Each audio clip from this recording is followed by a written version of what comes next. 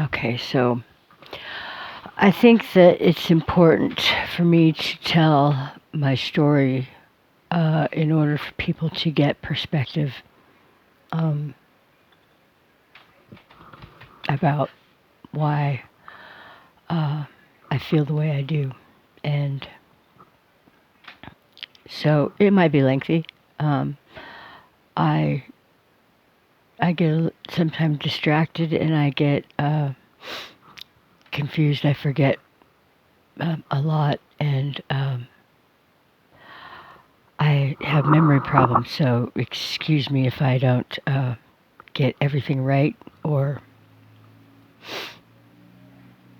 get dates confused or whatever. Tis true.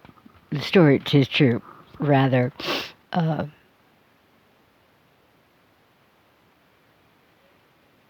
the damage that's been done has taken its toll, to say the least.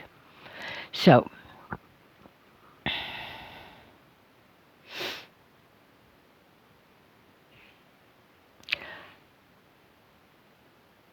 my parents were divorced when I was about 12, but I was born into, I was battle born apparently. I was born into a outlaw motorcycle club, actually, very strange way. Apparently, um, my mother was pregnant with me when she hooked up with my stepdad, who brought the Gypsy Jokers to Portland in 1968. 69, whatever. uh,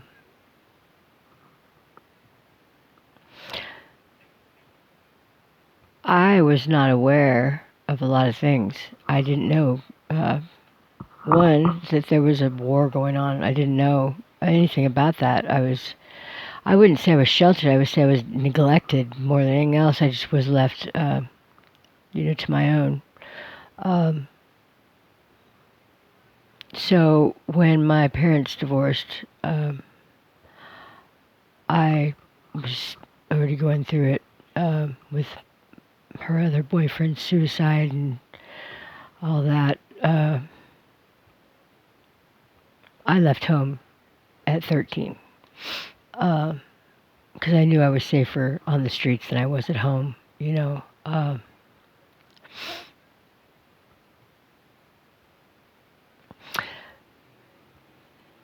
So when I turned 19, I was living in Washington, and I was fortunate enough to have met the Outsiders, and I was blessed enough to have been loved and lived with Pigpen. And he told me, he didn't even have to tell me most of it. He let me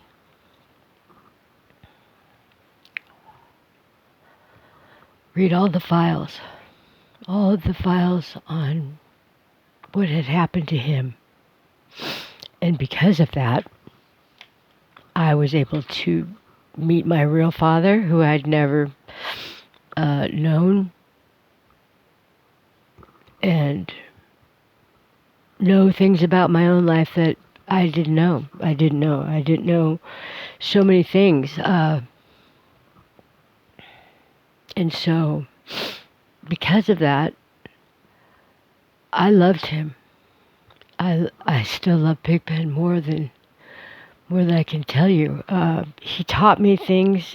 He was so open and willing to teach me because I didn't know, so many things. And I'm very curious, And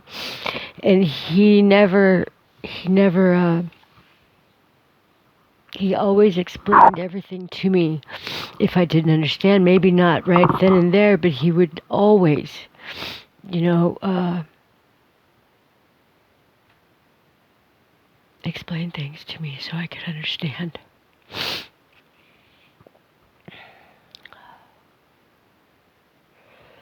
He loved me, and he treated me like an equal, and my opinion mattered. So when I found out that he was at war with my dad, my stepdad, right, that was married to my mother,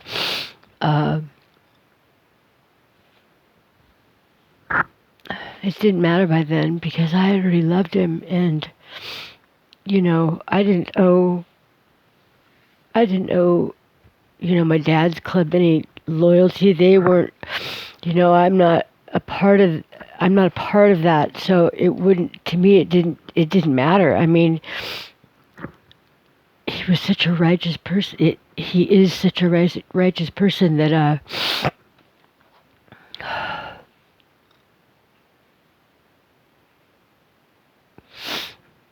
it didn't matter. And I really felt that my love for both my dad and him could bridge that, whatever happened 20, 30 years ago. I really believed that, and anyway, I think that the Jokers really felt that I was a traitor for it, and anyway, and as an example of that, I went to Righteous Robin's benefit in 1991, and possibly 1990. I was living with Pigpen, but we weren't like together yet. I made him wait.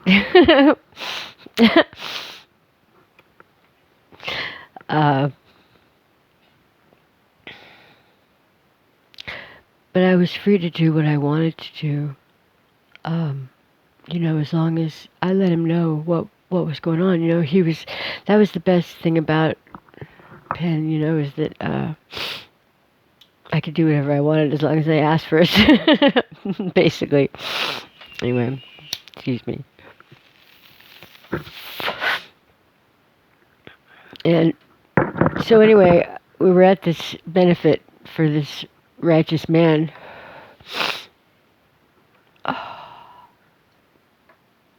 And a couple of the Jokers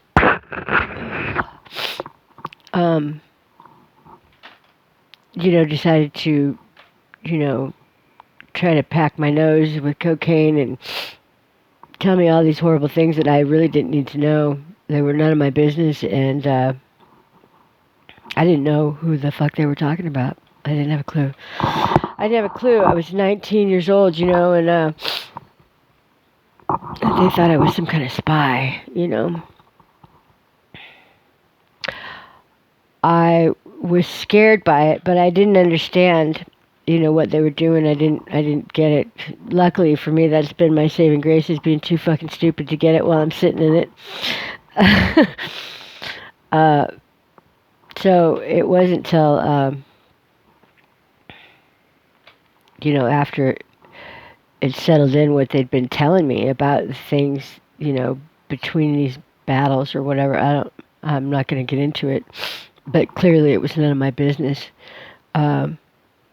And it scared me. And so I would go, I think I was tripping on pink and blue and all colors of microdot and everything else that I could, get my hands on. Anyway, it was probably one of the best parties of my life. I'll never forget. So I was a little freaked out, and I would go sit, I'd just go sit next to Pigpen. But every time I did, I'd look around and there'd be a scout. There's always a scout, and so I couldn't talk to him. I couldn't say anything to Pigpen at the time. But what I what I learned from Pigpen is that there's righteousness, there's what's right, and right wins. You know, righteousness wins. If you're right, you win. And I believe that with my whole heart. So I wasn't going to be the straw that broke the camel's back that night. I knew that enough that they probably weren't my friends that, were packing my nose and telling me all these terrible fucking things that were none of my business to see if I would, you know, run and say something to somebody else. But you know what I did? I didn't. I went and found the biggest, best looking. I went and grabbed hold of the best looking man that I had my eye on for a while. And I ran off in the bushes with him because I was scared. And he was fine.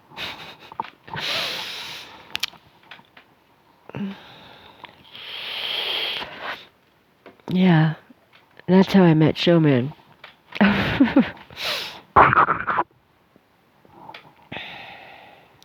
So anyway,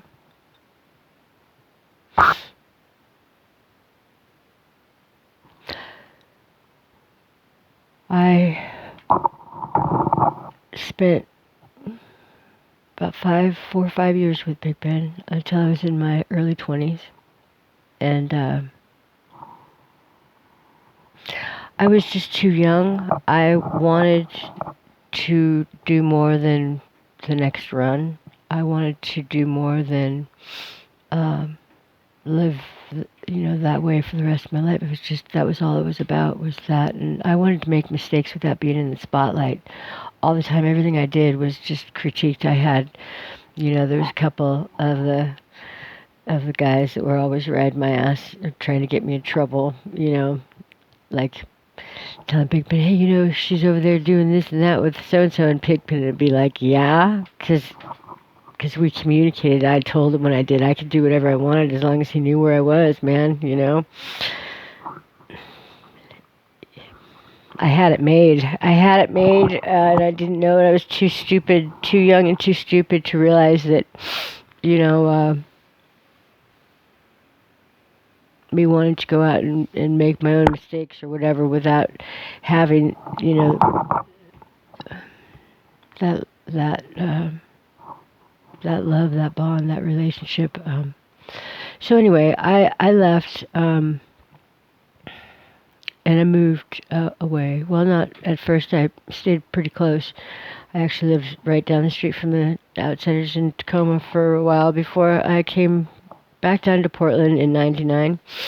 And I kind of just drifted away a little bit. I ended up in a relationship with a married couple, Janet and Paul. And I got in a horrible accident. I hit a parked car because I was so freaked out about them and how I felt. And so I, ran off and got in a horrible accident. Because I was in love with him, and I didn't. They brought me into their relationship of 25 years, and I didn't know how to feel. I didn't know how to act. I was.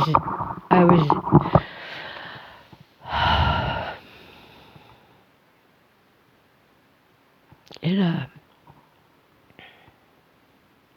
it fucked me up. Still fucks me up, I guess. So, anyway, even back then, I had, nothing but love. I've got nothing but love for everybody that does right, that treats me right. I don't give a shit what you did to so-and-so. As long as you're, right with me. I have a lot of friends that, may not be that great in other people's eyes, but they've never done me wrong. So, I don't know. The point is, I never had any problems losing my shit around the Outsiders or the Brother Speed. I never got ripped off, you know, at the bar. When it was the only 50 I got, I know, but, I'll never forget that. What's right is right and what's wrong is wrong. And,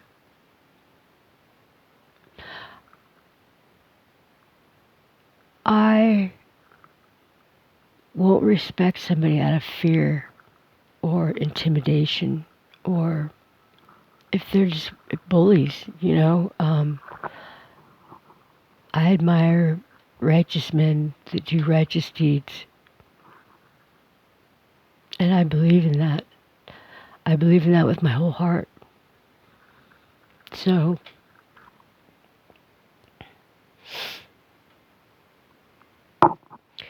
after what happened to me the last couple years ago,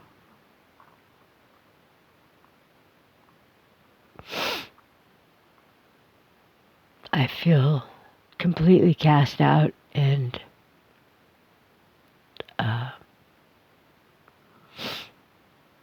discarded. As if what I had done was wrong. And I'm here to tell you today that I was not wrong, and what I did was righteous. I expected that it probably wouldn't fucking go over very well.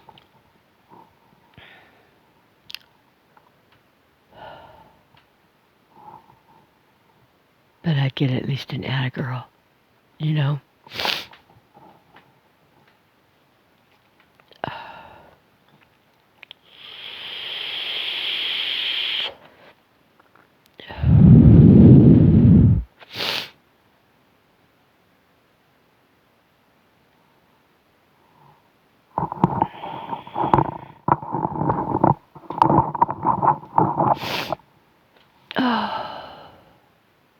There are girls dead now. And I have every reason to believe that somehow it's connected to me because I am connected to some of those girls.